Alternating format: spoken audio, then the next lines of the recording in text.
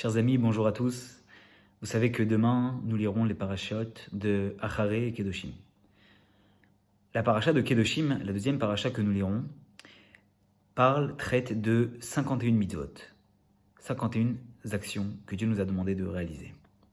Et une d'elles, ô combien importante, est celle de Ve'ahavta l'ereacha kamocha, et tu aimeras ton prochain comme toi-même. À ce propos, lorsque vous regardez cette mitzvah, Rashi, principal commentateur de la Torah, nous dit que Ve'ahavta l'ereacha kamocha, et tu aimeras ton prochain comme toi-même. Et il cite Rabbi Akiva Omer, Rabbi Akiva dit Ze klal gadol batorah. C'est une grande généralité dans la Torah. Habituellement, lorsque Rashi intervient, on peut le voir lorsque nous ouvrons un livre et que nous regardons son commentaire, c'est essentiellement pour apporter une explication au sens simple du verset. Une explication qu'on ne comprend pas lorsque nous lisons très simplement. Eh bien, lorsque nous regardons cette explication, nous avons l'impression qu'ici, Rashi ne vient pas apporter une explication au sens simple. Il vient nous apporter peut-être plus une explication de morale, comment se tenir, comprendre à quel point ce principe est important. Mais a priori, ce n'est pas là le rôle pour lequel Rashi nous a habitués lorsqu'il intervient.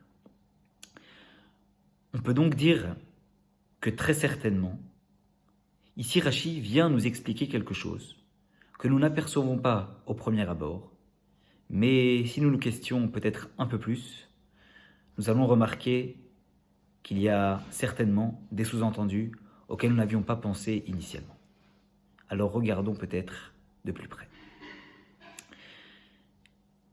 Ve'ahavta l'ereacha kamocha, et tu aimeras ton prochain comme toi-même.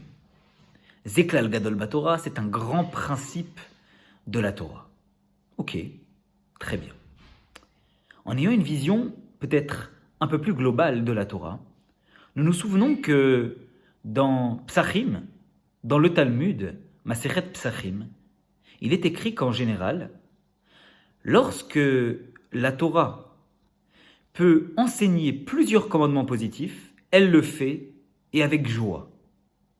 Mais lorsqu'elle peut englober plusieurs interdits, plusieurs commandements négatifs, à l'intérieur même d'un commandement positif, alors elle restreint au maximum ces commandements négatifs pour les englober dans un commandement positif.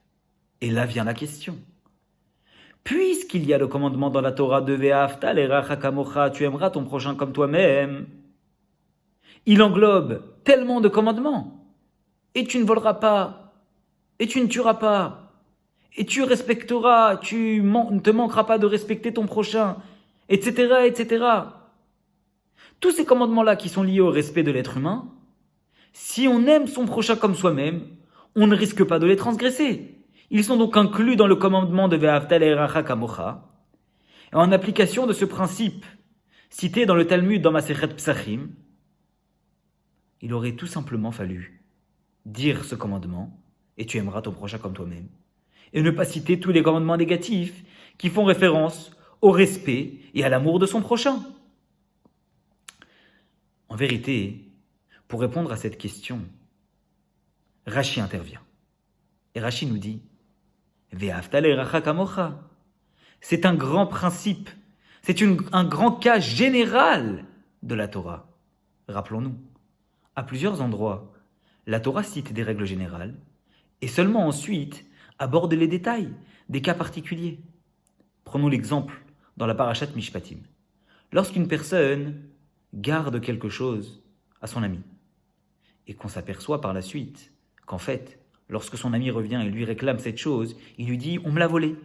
Mais plus tard, nous voyons qu'en fait, ce n'est pas une autre personne qui l'a volé, c'est lui-même qui l'a pris et qui l'a mis de côté.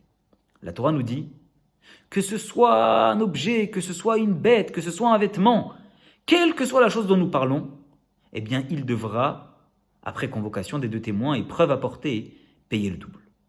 Et après, la Torah reprend chaque cas indépendamment l'un de l'autre. Le cas du vêtement, le cas de l'animal, etc., etc. Cela veut donc dire qu'il arrive très souvent que la Torah cite des cas particuliers, mais également une règle générale. Voilà peut-être pourquoi Rashi nous dit Ve'ahavta l'ereacha kamocha, et tu aimeras ton prochain comme toi-même. C'est un grand cas général de la Torah, comme pour nous dire que cette règle de respecter chacun et d'aimer son prochain comme soi-même, c'est un cas général. Et que tous les commandements qui peuvent, de près ou de loin, être liés au respect et à l'amour de son prochain, découlent en tant que détail de cette règle générale d'aimer son prochain comme soi-même. Il n'est donc pas impossible de considérer que Ve'ahavta l'ereacha kamocha est une règle générale et que tous les autres commandements de respect et d'amour sont des détails qui sont liés directement à cette loi. Le problème, mes chers amis, c'est que si cela devait en rester là, on comprend pourquoi Rashi nous dit Ve'ahavta l'ereacha kamocha est un principe, est un klal de la Torah. Mais Rashi ne dit pas ça. Rashi dit Ve'ahavta l'ereacha kamocha, ze klal gadol. C'est un grand principe. Pourquoi Rashi rajoute-t-il le mot grand et ne se contente pas de dire que c'est un principe de la Torah? Eh bien, mes amis, lorsque nous regardons Ve'ahavta l'ereacha kamocha, nous voyons que elle n'est pas simplement liée à certaines règles, par-ci, par-là, de la Torah. Parce que si c'était le cas, ce qu'il aurait fallu faire, c'est citer la règle générale et citer tous les commandements et détails à la suite de cette règle générale, comme c'est le cas dans la parashat Mishpatim que nous avons cité tout à l'heure. Mais en vérité, Ve'ahavta l'ereacha kamocha ne concerne pas une règle dans une paracha et une règle à un autre endroit de la Torah. Toutes les lois de la Torah sont de près ou de loin liées à cette règle générale. Voilà pourquoi Rashi nous dit Zeklal Gadol Batorah. C'est pas juste un cas général. C'est un cas général, mais un grand cas général. Et donc on ne peut pas citer tous les détails de cette loi-là, puisque toutes les règles de la Torah sont liées, comme on vient de le dire, d'une certaine façon, à ce grand principe d'aimer son prochain comme soi-même. Voilà la raison pour laquelle Rashi nous dit Zeklal Gadol Batorah. Il ne vient pas nous apporter un principe de moralité. Il vient tout simplement nous dire une règle qui vient expliquer pourquoi la Torah a marqué ce principe général et a cité toutes les autres lois. Parce que les autres lois dérivent toutes, ou en tout cas en grande majorité, de ce principe de base qui est d'aimer son prochain comme soi-même. Pendant cette période, mes amis, on a en droit de se questionner. Cette période du Homer, où 24 000 élèves de Rabbi Akiva sont décédés parce qu'ils ne se respectaient pas les uns les autres. Pendant cette période où nous sommes confinés à la maison, on a en droit de se demander quelle estime, quel devoir avons-nous vis-à-vis de notre prochain. Et un peu comme nous l'avons dit la semaine dernière, de quelle façon pouvons-nous appliquer la meilleure prévention?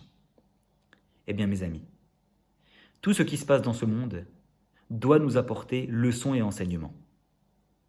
Et de cette façon, les règles que les États nous demandent de respecter, elles doivent également nous apporter questionnement et elles doivent également nous apporter réponse pour nous aider à comprendre de quelle façon devons-nous nous comporter.